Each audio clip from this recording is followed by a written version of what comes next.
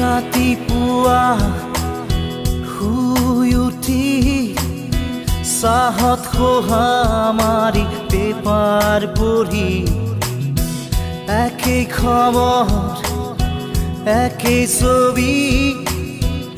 একেই মৰামৰি ঠগা ঠগি 9 বজাত গা ধুই উঠি পেট পূজা কৰি কাপোৰ পিন্ধি অফিচ কৰি দিনটো খাটি আবেলি ঘূৰি আহো চুচৰি আমি যেন যন্ত্ৰ যন্ত্ৰ একোটা যন্ত্ৰ যন্ত্ৰ আমি যেন যন্ত্ৰ